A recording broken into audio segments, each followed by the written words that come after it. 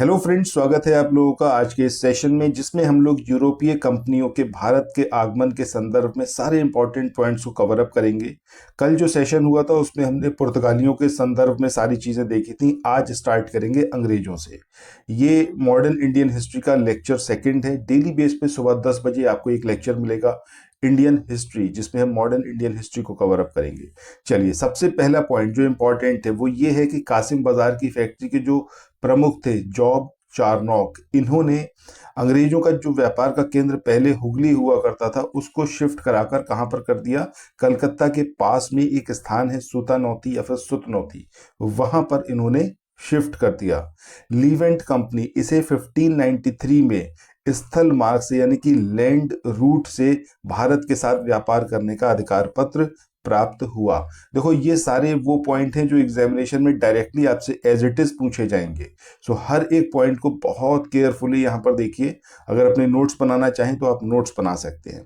1599 में बात करें तो इंग्लैंड में एक मर्चेंट एडवेंचर्स नामक दल था। उसने अंग्रेजी ईस्ट इंडिया कंपनी या फिर कहें तो the governor and company of merchants of London trading into the east Indies, इसकी स्थापना की। सो ईस्ट इंडिया कंपनी की स्थापना 1599 में हुई है। दिसंबर 1600 की बात करें सो ब्रिटेन की जो महारानी थी एलिजाबेथ प्रथम, इन्होंने इस कंपनी को पूर्व के साथ यानी कि ईस्ट के साथ व्यापार करने के लिए 15 वर्षों के लिए एक अधिकार पत्र प्रदान किया, यानी कि अब जाकर तुम ईस्ट में व्यापार कर सकते हो। इस बात की परमिशन इन्हें दी गई। और उस टाइम पर इंडिया में जो शासन चल रहा था वो मुगल बादशाह अकबर का टाइम पीरियड था। अच्छा, कमेंट सेक्शन में बताइएगा कि अकबर के जो फाइनेंस मिनिस्टर थे यानी कि वित्त मंत्री थे, ये कौन थे। ठीक है, कौन उनका वित्त संबंधी जो मामले होते थे उसको देखता था। साल 1611 की बात करें, जब जहांगीर का शासन चल रहा था, उस टाइम पर ईस्ट इंडिया कंपनी ने सबसे पहले मसूलीपट्टनम या फिर मछलीपट्टनम में अस्थायी कारखाना स्थापित किया। एग्जामिनेशन में आपसे ये जरूर पूछा जाता है और सेवरल टाइम्स पूछा गया है कि कहाँ पर सबसे पहला अस्थायी कारखाना बनाया गया या फिर स्थायी कारखाना बनाया गया। सो अस्थायी बना आपका 1611 में मछलीपट्टनम या फिर मसूलीपट्टनम में अंग्रेजों का। वहीं 1611 की बात करें, सॉरी 1613 की बात करें, 2 साल बाद, तो यहां पर सूरत में एक स्थायी कारखाना अंग्रेजों का बना। और ये काफी इंपॉर्टेंट है, ये पूछा गया, ये प्लेस भी पूछा गया है, ये ईयर भी पूछा गया है। साल 1661 की बात करें, यहाँ पर जो आज के डेट में हम बम्बई को देखते हैं, इस बम्बई को जो है वो दे दिया गया था किसको, ईस्ट इंडिया कंपनी को। और उधार पर दिया गया था, उधार पर इन सेंस की लीज पर दिया गया था।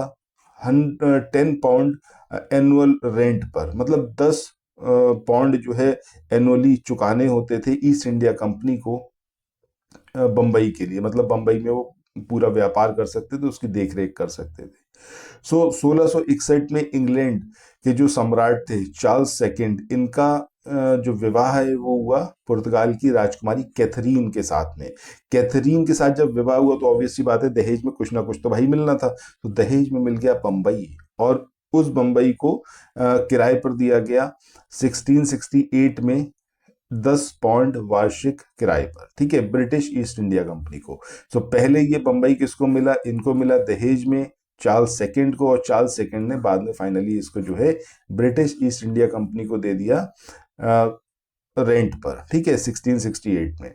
1688 की बात करें तो अंग्रेज गवर्नर जॉन चाइल्ड, इनके नाम से ही आपको पता चल जाएगा, जॉन चाइल्ड मतलब भैया चाइल्डिश हरकत ये कुछ करी होगी इन्होंने। ठीक है, सो इनने क्या करा, बंबई और पश्चिमी समुद्री तट पर जो मुगल बंदरगाह थे उस पर इसने डेरा डाल दिया।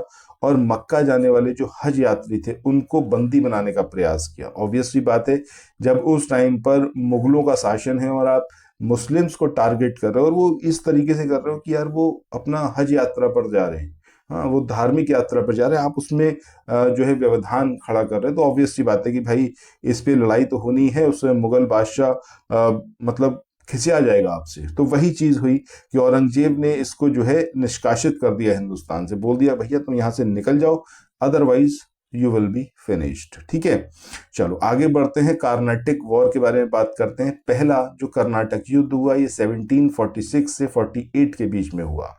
ये युद्ध जो है ऑस्ट्रिया के उत्तराधिकार युद्ध का ही एक यहाँ पर विस्तार मात्र था। 1740 में ये स्टार्ट हुआ था, जो ऑस्ट्रिया का उत्तराधिकार का युद्ध था।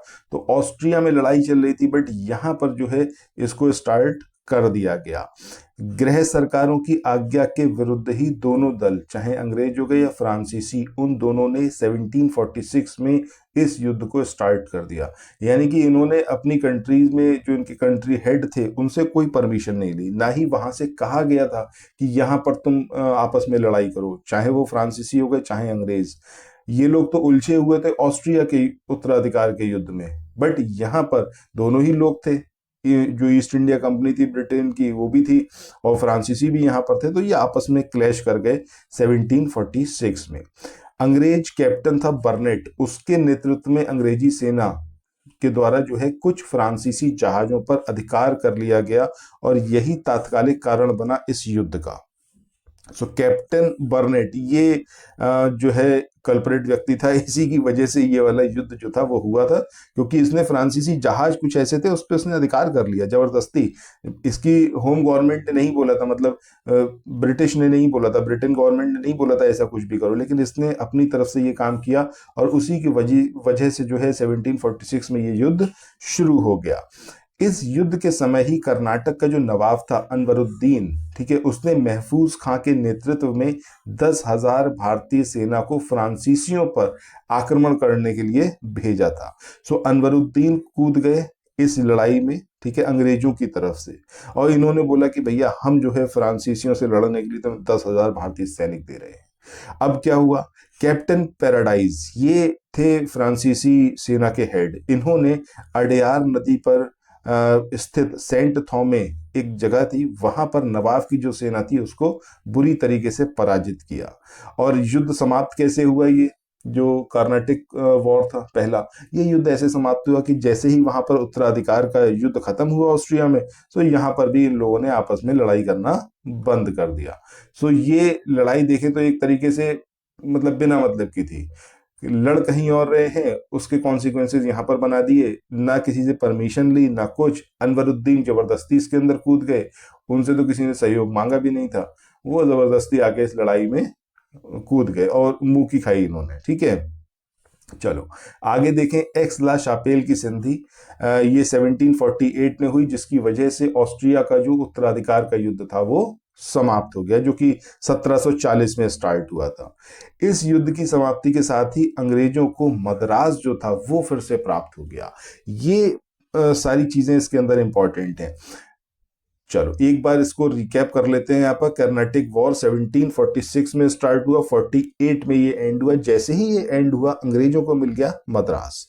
एंड कैसे हुआ, एंड यहाँ पर कोई ट्रीटी नहीं हुई अंग्रेजों और फ्रांसीसियों के बीच में, वो तो ऑस्ट्रिया में जो उत्तराधिकार का युद्ध इनका स्टार्ट हुआ था 1740 में, वहां पर एक ट्रीटी हुई, एक्स ला शापेल की ट्रीटी। ठीक है, जैसे ही वो ट्रीटी हुई आपस में दोनों ने लड़ना बंद किया 1748 में, वैसे ही आकर यहाँ पर ऑटोमेटिकली जो है युद्ध समाप्त हो गया। लेकिन इसमें अंग्रेजों को फायदा हुआ और उन्हें जो है मद्रास जो है फिर से मिल गया। इसके अलावा यहाँ पर आपको अनवरुद्दीन के बारे में याद रखना है कि ये कर्नाटक के नवाब थे और ये अंग्रेजों की तरफ से लड़ाई में शामिल हुए और फ्रांसीसियों पर इन्होंने आक्रमण किया। कैप्टन पैराडाइज बेहद इंपॉर्टेंट नाम है, इन्होंने अडयार नदी के पास में सेंट थॉमे में, ठीक है, नवाब की सेना को हरा दिया। एग्जामिनेशन में सेंट थॉमे के युद्ध के बारे में आपसे पूछा जाता है, तो आई होप कि आज के बाद आप नहीं भूलेंगे।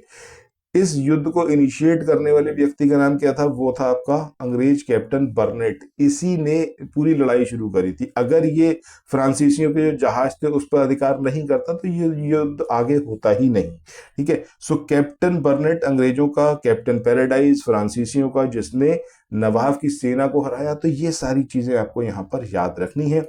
इसके बाद थॉमस बेस्ट को और देख लेते हैं कि इसने पुर्तगालियों को स्वाली नामक स्थान पर हराया था। सो इस तरीके से देखें तो अंग्रेजों को हमने यहाँ पर कवर अप कर लिया है। ये जो नोट्स आप देख रहे हो ये घटना चक्र के समराइज नोट्स हैं। इनको अगर आप लेना चाहो तो 9027281376 इस नंबर पर आप व्हाट्सएप मैसेज कर सकते हैं। बाकी मिलते हैं नेक्स्ट वीडियो में। Thanks for watching, have a nice day, bye bye.